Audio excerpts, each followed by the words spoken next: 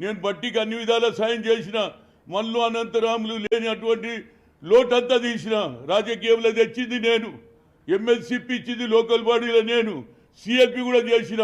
ఆ రోజులలో రాజగోపాల్ రెడ్డి నన్ను రిక్వెస్ట్ చేసిండు, నన్ను సిఎల్పి చేయమన్నాడు. అట్లెట్లయితుంది సామాజిక న్యాయం? పిసిసి ప్రెసిడెంట్ ఉంటాడు, మళ్ళీ సిఎల్పి కూడా మీరైతే ఎట్లా అని కొట్లాడి వేణుగోపాల్ గారు ఏది గోల్కొండ హోటల్ కోసం చెప్పిన కేసీఆర్ అని ప్రామిస్ చేశాడు, ఎస్సీని ప్రధాన ముఖ్యమంత్రి అన్నాడు. At least we can make it is opposition leader is SC అన్న. అది కూడా మర్చిపోయి నాకు వ్యతిరేకం చేస్తుందంటే ఆయన పాపం ఆయన పడే. నేను ఎక్కడ కూడా నేను మనసులో పెట్టుకోను. ఎవరు నాకు వ్యతిరేకం చేసినా భగవంతుడు ఉన్నాడు. కింది స్థాయి నుంచి ఒక పెంకుటిని నుంచి వచ్చి ఈ స్థాయికి వచ్చినంటే అది కేవలం కాంగ్రెస్ దయ వల్ల, ఇందిరాగాంధీ, రాజీవ్ గాంధీ దయ వల్ల ఈడికి వచ్చిన. ఇక ముందు కూడా ఈ గత 7-8 ఏళ్ల నుంచి నాకు ఏ పదవి లేదు, క్యాంపెయిన్ కమిటీ చైర్మన్ లేదు, స్టార్ క్యాంపెయిన్ లేదు. అయినా నేను ఎక్కడికి పోయినా నాకు జనం వస్తారు, హనుమంత్ అన్నారు అందరు వస్తారు. అందరికంటే కూడా నేను ఇవాళ కూడా ప్రజలలో అభిమానం ఉన్నది. ఒక పక్క రాహుల్ గాంధీ ఏమో న్యాయ యాత్ర అంటాడు, ఇంకో పక్కనేమో బడుగు బలైన వర్గాలు క్యాస్ట్ వైజ్ సెన్సస్ అంటున్నారు. ఎన్ని రోజులండి బడుగు బలైన వర్గాలు పైకి రావాలంటే కేవలం ఇందిరాగాంధీ ఆ ఆలోచనతోటే ఇవాళ రాహుల్ గాంధీ గారు ఆలోచన చేస్తుంటే ఇక్కడనేమో పెరిగినటువంటి వాడు యావత్ భారతదేశంలో ఎవరినన్ను అడగండి, యూపీఓ, బీహార్ఓ, హర్యానావో ఎక్కడ పోయినా హనుమంతరావు అంటే తెలియని వాడు లేడు. అలాంటి వ్యక్తికి నాడు మరి టికెట్ ఇస్తే తప్పనిసరిగా నేను నిజంగా కూడా చెప్పాలంటే బట్టి విక్రమార్క ఈ స్థాయికి రావడానికి నేను నా పుస్తకంలో రాశా.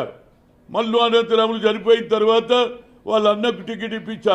అదేవిధంగా ఈయన రాజకీయంలో తెచ్చా. అంచెలంచెలుగా ఇవాళ నువ్వు సిఎల్పి లీడర్కి దానిక నా సహాయం ఉన్నది. ఇవాళ నాకెందుకు వ్యతిరేకం చేస్తున్నావు అనేది నాకు అర్థమైతే లేదు. ఏదైనా హైకమాండ్కి నేను తప్పనిసరిగా టికెట్ ఇస్తే నేను గెలిచి వస్తా. ఎందుకంటే నాకు ఒక ఆలోచన ఉన్నది, రాజీవ్ ఆలోచనను ఇంప్లిమెంట్ చేయాలి, ఖమ్మంలో గిరిజన ప్రాంతాన్ని అభివృద్ధి చేయాలని ఆలోచన ఉన్నది. కాబట్టి నేను అడుగుతున్నా, రేపు జరగబోయే దాంట్లో ఖమ్మం నేను తప్పనిసరిగా గెలుస్తాను. అక్కడ ప్రజలే అడుగుతున్నారు రా ఇవాళ బీసీలు. ఎందుకంటే 4 సీట్లు రిజర్వేషన్ పోయినాయి, 3 జనరల్ ఉంటే 3 కూడా మీరు అప్పర్ క్లాస్కి ఇచ్చారు. అదేవిధంగా మొన్న రాజ్యసభ కూడా రేణుకా చౌదరికి ఇస్తే 4 అప్పర్ క్లాస్కి పోయినాయి. అంటే ఇక బీసీలు అవసరం లేదా? బీసీలు ఓట్లేసే మిషన్లమా? బీసీలకు న్యాయం జరగదా?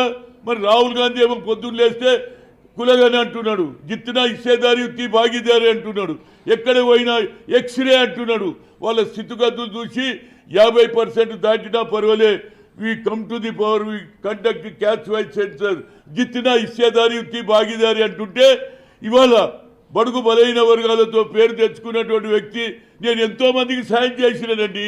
ఇవాళ షర్మిల తిరుగుతున్నది, ఏది రాజశేఖర రెడ్డి కూతురు. రాజశేఖర రెడ్డి ఎవరు చేశారు?